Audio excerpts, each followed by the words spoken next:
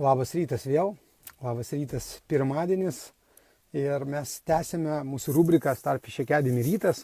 Šį kartą jau persikėliau į Starfish Academy Facebook'o profilį, tad jeigu kažkas žiūrėsite įrašą, tai norėdami žiūrėti tiesioginės transliacijas, tai biškai pasitaisysiu kamerą, tapkite Starfish Academy Lietuva draugais Facebook'e ir tuomet jūs būsite informuoti apie tai, kad vyksta nauja transliacija ir galėsite ją žiūrėti gyvai. Nes iki to aš darydavau tai savo profilyje, o dabar jau darysiu Starfish Academy profilyje. Kaip ir turėtų būti, juk tai yra Starfish Academy rytas. Tai lūktelkime keletą minučių, kol prisijungs tie, kas galbūt žiūrėsite gyvai šiuo metu. Ir mes pradėsime mūsų tolimesnę kalbą apie pinigus. Ir dar šiandien tęsime kaip tik apie investicinius fondus šiek tiek. Kadangi per vieną užsiėmimą papasakoti apie investicinius fondus visko gyvai iš karto taip nepavyksta 10 minučių bėgyje, tai šiandien mes kaip tik pratęsime tai. Reda, labas rytas, matau, kad ankstyvai irgi keliesi ir džiugu, kad prisijungi. Jeigu gali, pasidalink šitą nuorodą, šito įrašo ant savo sienos ir kitur, kad galėtų kiti žmonės prisijungti, nes nuo šiol mes transliuosime Starfish Academy profilyje Facebook'e, tai ir jeigu žmonės nėra Starfish Academy draugai, jie galbūt negalės iš karto pamatyti, kad gyva transliacija prasideda, tad tiesiog pasidalinkite savo sienose ir taip žmonės galės pamatyti, o mes apie tai informuosime dar ir laiške, kad nuo šiol Starfish Academy ryto transliacijos vyks būtent per Starfish Academy profilį. Taigi, kaip ir minėjau, šiandien mes tęsime kalbą apie pinigus, apie vertybinius popierius, apie kitus instrumentus, kaip į juos investuoti, kaip įdarbinti savo pinigus ir dar šiandien toliau kalbėsime apie investicinius fondus, ką pradėjome kalbėti praeitą kartą.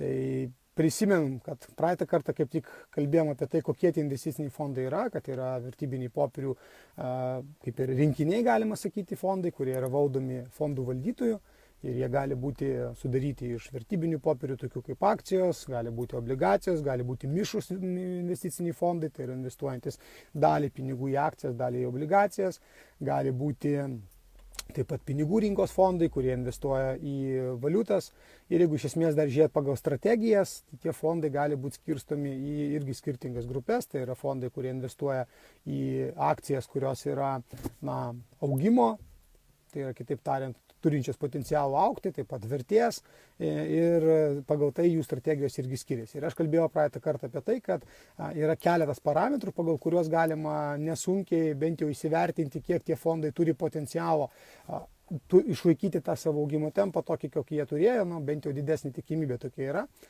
Ir tai yra būtent Sharpo rodiklis, alfa koeficientas, beta koeficientas, taip pat kvadratinis nuokrypis, kurios vertėtų žiūrėti ne trumpesnį negu 3 metų laikotarpį, o dar geriau ir 5 metų.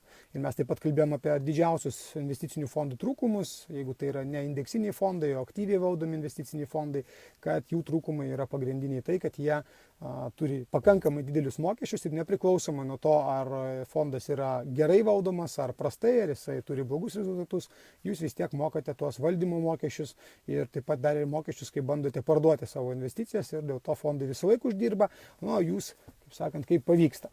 Būtent dėl šitų priežasčių fondai turi tą minusą ir trūkumą ir aišku, tai yra kaina už tai, kad žmogus tiesiog pasirenka ne investuoti į savo finansinio raštingumo žinias, kad galėtų pasirinkti kitokias investicijas, labiau efektyvias investicijas ir dėl to mokama yra šita kaina, kuri iš tikrųjų yra pakankamai ženkli ir kadangi didžioji dalis žmonių investuoja į fondus, nežiūrint to, ar jie yra investuotojai ar ne, bent jau per pensijas, per gyvybės draudimus, tai yra verta žinoti, kaip tos fondus įsivertinti, kaip juos pasirinkti.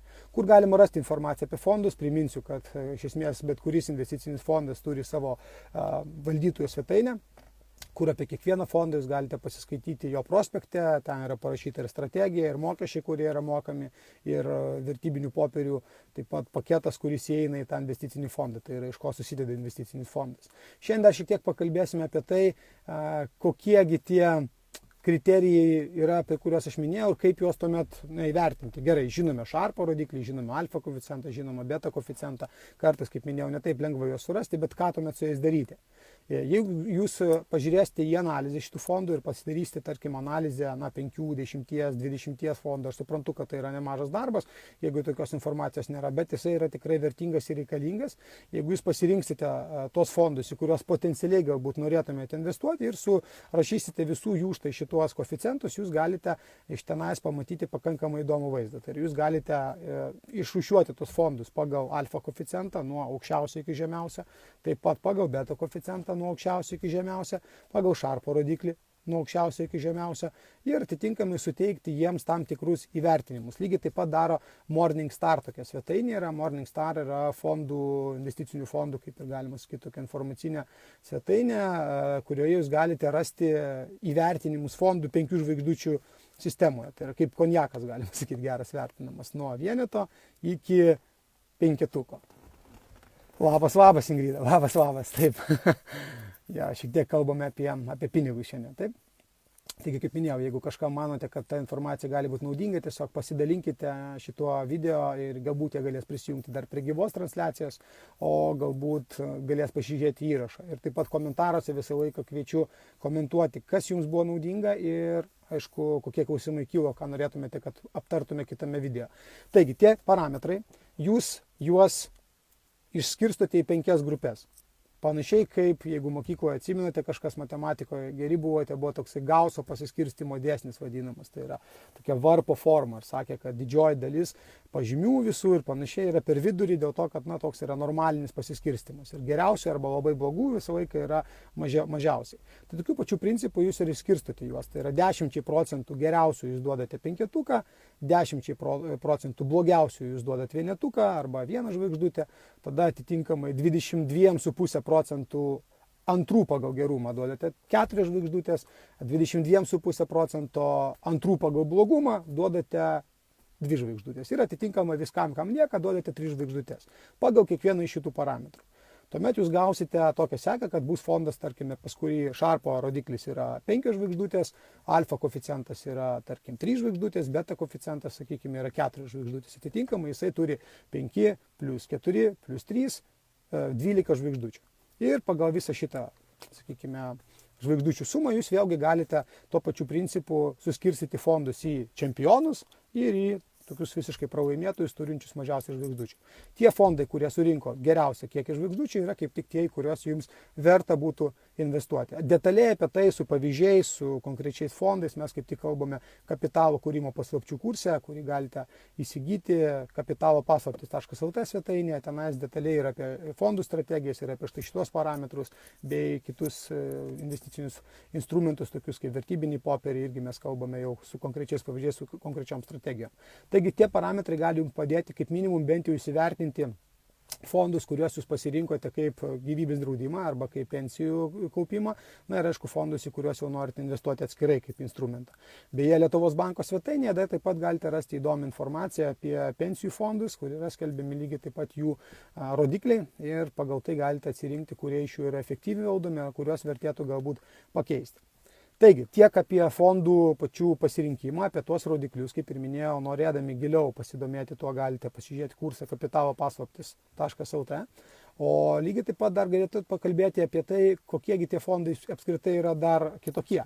O yra pasirodo dar ir kitokių fondų, ne tradicinių investicinių fondų, vadinamųjų vertybinių popierių biržoje prekiaujamų investicinių fondų, tai yra ETF vadinamųjų fondų, kurie iš esmės skiriasi tuo, kad jų valdymo mokesčiai yra labai maži, lyginant su tradiciniais fondais, ir juos galima įsigyti biržoje, lygiai taip pat kaip akcijas. Jeigu investicinis fondas investuojamas yra per, sakykime, investicinių fondų valdytojų įmonės arba bankai dažnai tokią paslaugą teikia, jūs, pavyzdžiui, galite nueiti į SEBA, į Svedą, į Nordėją, Nordėja dabar jau DNB kartu bus, į tuos bankus ir iš esmės pasirinkti iš jų siūlomų investicinių fondų sąrašo ir juos investuoti. Investavimas vykdomas investicinius fondus taip, kad kai jūs nusiperkate investicinio fondo vienetą, ta kaina, kuri yra, sakykime, tą dieną, kai jūs pirkote, jinai yra jums ta vertė ir tas kiekis ir nuperkamas. Ir iš esmės kaina investicinio fondo skelbiama 1 kartą per dieną yra. Tuo tarpu ETF fondai, taip pat kaip ir akcijos, jos gali sviruoti per dieną daug kartų tų fondų vienetų kainą. Tuo jie skiriasi ir būtent dėl tos priežasties, iš esmės, kadangi jie nėra taip aktyviai valdomi kaip būtent tradiciniai fondai, jų mokesčiai yra mažesni. Ir beje, indeksiniai fondai daugumoje irgi yra kaip tik ETF fondų pavidalu. Tad jeigu jūs norite pasirinkti būtent indeksinį fondą, verta pasidomėti ETF fondais. Ir iš esmės, kaip galite pradėti investuoti, kaip ir minėjau, didžioji dalis bankų, praškai visi bankai teikia tą galimybę, jūs galite nueiti į banką, pasirašyti sutartį dėl investicinės sąskaitos, kas iš esmės leis jums investuoti į fondus, lygiai taip pat, aišku, jeigu norėsite vėliau ir į akcijas. Taip pat yra tam tikri investiciniai bankai, tokie pavyzdžiui kaip LHV arba kaip ta pati Finasta, jie lygiai taip pat teikia tokias paslaugas. Jums tai reikia ten atsidaryti sąskaitą, pervesti tam tikrą pinigų sumą į tenais arba vieną kartą, arba periodiškai ir tokiu būdu jūs investuojate į tuos fondus, kuriuos pasirinkate patys, arba kuriuos atitinkamai pasitikite investicijų konsultanto patarimais ir jis jums parenka. Bet kaip ir minėjau, bent jau kaip minimum pasitikrinkite juos pagal šitos parametrus. Kai aš pradėjau investuoti į investicinius fondus, aš kaip tik jau žinojau apie šitos parametrus, buvau atsirinkęs tam tikrus fondus. Ir kai nuėjau į vieną iš bankų, per kuriuos investavau, tai tuomet specialiai pasidomėjau, tiesiog ką man pasiūlytų to banko finansų investicijų konsultantas. Ir mano, ne tai kad nuostabai, bet susidomėjimu jisai pasiūlė kitus fondus. Ir kai aš jo paklausiau, o kodėl būtent tos fondus jūs pasirinkote, kodėl jūs man juos rekomenduojate, jo atsakymas buvo pakankamai toks lakoniškas, sako, na, mūsų finansų analitikai juos rekomenduoja.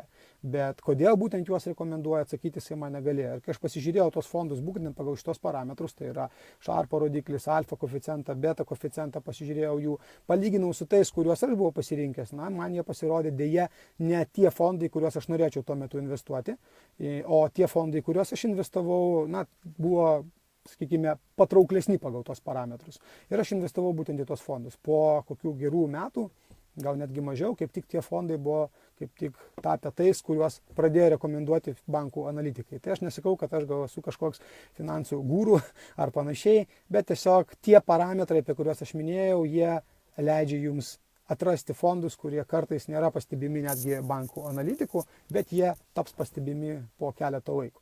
Kadangi tie fondai, kurie šiuo metu geriausiai atrodo rinkoje, nebūtinai yra tie, į kuriuos verta investuoti. Ir dažniausiai beje nėra. Dažniausiai kaip tik tie fondai, kurie nėra patys pirmieji, bet rodo galbūt ilguoju laikotarpiu stabilesnius rezultatus, jie yra verti jūsų dėmesio. Ir štai šitie parametrai, jeigu jūs juos imate už 3 arba už 5 metus, kaip tik ir leidžia jums atrasti tokius fondus. Taigi apie investicinius fondus mes pakalbėjom pakankamai detaliai tiek, kiek leidžia mūsų gyvos transliacijos, tos 10 minučių, kurias esu numatęs šitoms ryto transliacijoms. Tikiuosi, kad jūs galėsite atsirinkti kaip minimum bent jau jums aktualius fondus, jeigu visgi pasirinkote tokį instrumentą investavimui. Na, kaip minimum, kaip minėjau, mes norom, nenorom jį pasirinkame, jeigu turime gyvybės draudimą arba 3 pakopos pensijas, tai bent jau tenais pasižiūrėkite, kaip tie fondai atrodo, o rytoj mes tęsime su jumis kalbą ir jau šiek tiek eisime prie kitų investicinių instrumentų, susipažinsime su vertybinių popierių klase akcijomis ir apie tai, kokios tos akcijos yra, kokios tokios paprastos strategijos, kaip galima jas investuoti, kaip tik rytoj jums ir papasakosiu. Na, jeigu, kaip ir minėjau, detaliau norėtumėte išgirsti apie vertybinius popierius, apie taip pat draudimą, pensijas, tai kapitalopaslaptys.lt kartu su Mindaugu Grajausku darėme pakankamai detalų kursą ir galite įsigyti jo įrašus ir detaliai su visais pavyzdžiais, su instrukcijomis, su strategijomis tenais apie tai sužinoti. Susimatysime su jumis rytoj, tuo pačiu laiku, toj pačioj vietoj. Ir kaip ir minėjau, jeigu manote, kad šitie video yra naudingi jūsų draugams, dalinkitės jais, komentuokite po šiuo video, kas jums buvo neaišku, ką norėtumėt sužinoti. Kitame video aš pasistengsiu tuomet tai aplenkti. Štai Gaston man kažkoks rašo, sako, do you know something about Argentina? Gaston, yeah, I know, but this video is a bit about different topic. It's about finance, investing and passive cash flow. So if you are interested, you can listen, but unfortunately this video is in Lithuanian. Maybe, hopefully we will do it in English also later.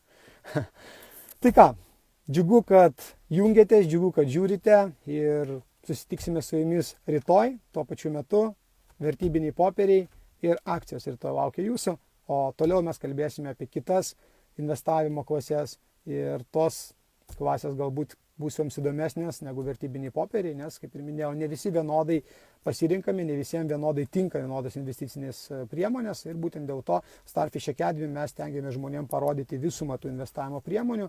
Jeigu jūs norite giliau pasigilinti į jas, atrasti bendraminčių ir taip pat suvokti, kurios priemonės tinka jum.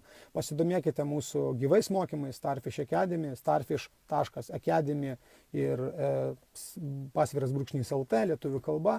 Tenais jūs galite rasti informaciją apie mūsų gyvus mokymus, įvadinius seminarus, artimiausias kaip tik turėtų būti spalio mėnesį, kur galime su jumis susimatyti ir padiskutuoti šiomis ir kitomis temomis gyvai. Su jumis buvo Jurijus Slavas, Starfish Academy ir susimatysime su jumis rytoj tuo pačiu metu maždaug apie 9 val. Ryto. Iki.